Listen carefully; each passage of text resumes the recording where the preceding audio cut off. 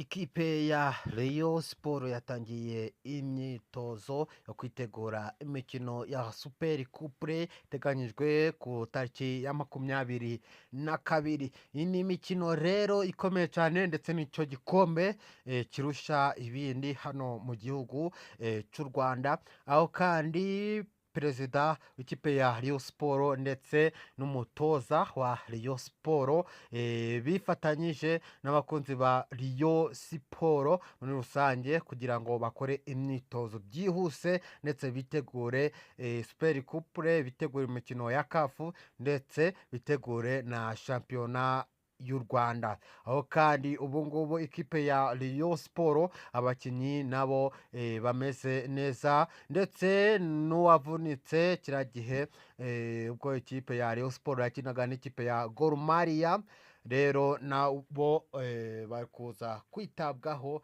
kugira ngo bazakine imikino bameze neza. Ikipe ya Rayon Sport iracyakomeje gukora amatransferi, aho itegereje abakinnyi babiri, harimo umusore ukina mu kipe ya Gor Mahia bamwita Sharifu, ndetse ngo bakaba bategereje n'undi mukinnyi. Abo ni abakinnyi rero ubu ngubu bakomeje kugenda bavuga ko bashobora gusinyira ikipe ya Rayon Sport.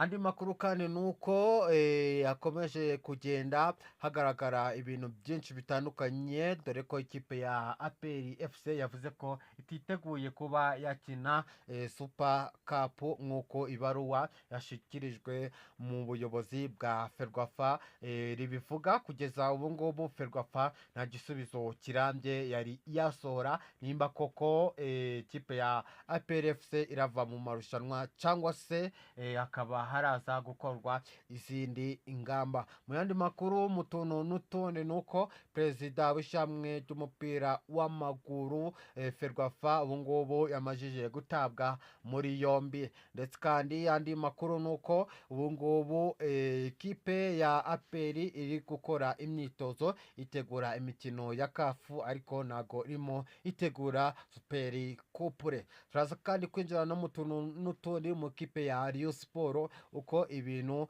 byifashemo ndani. Rero abakunzi b'ikipe ya Rayon Sport, uyu nguyu ni umuyoboro kugezaho amakuru yizewe kandi azira ibihuha mu kipe yanyu mukunda ndetse natwe dukunda ariyo Rayon Sport. Nimba wifuza rero kudutera inkunga, kora subscribe ndetse na sharing, ubundi umuyoboro wacu ukomeze uganze ndetse dukomeze tujye tubone amakuru meza kandi amakuru yizewe 100%.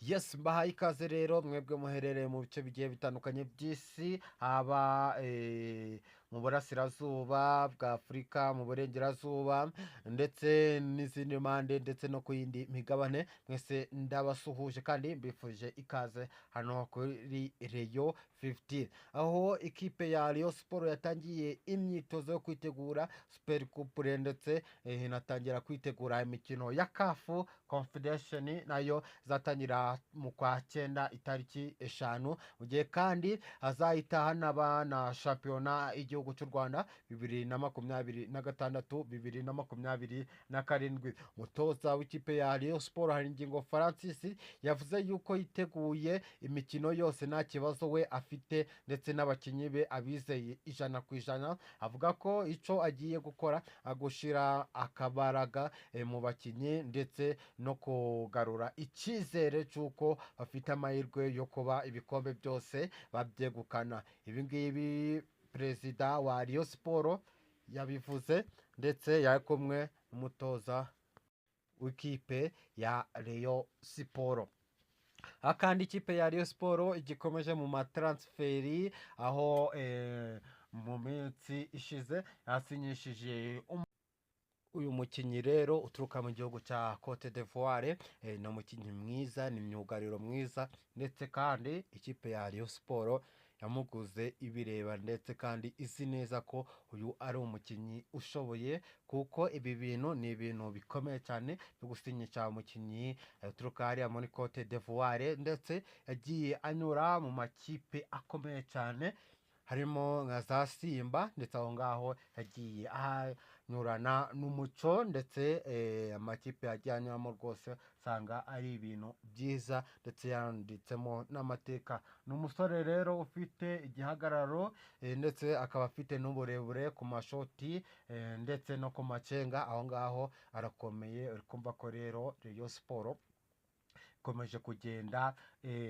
yenyegeza igicaniro ndetse anari nako yenyegeza intsinzi, kuko vuba bidatinze mugiye kubona Rayon Sport mutigeze mubona mu bihe byashize, kuko ikintu cyo gihe ngo abakunzi ba Rayon Sport muhozwe amarira yose mwarize kiriya gihe muri shampiyona. Urabizi ko twari tumaze hafi imyaka ebyiri nta kintu tubona, ariko ubu ngubu ndamya nashidikanya ko ibintu bigiye kugenda neza mu kipe ya Rayon Sport. Mu gihe kandi ikipe ya APR FC yo idashobora kuba yakina Super Coupe kubera yuko ibibazo ndetse n'impungenge yagiye igaragaza muri Super Coupe. Mu gihe kandi perezida wa Ferwafa Shema Fabrice yatawe muri yombi, ngubu akaba ari mu maboko ataraye, mu gihe dutegereje ko ashobora kuza gufungurwa ndetse akaza no gufata icyemezo ku kipe ya APR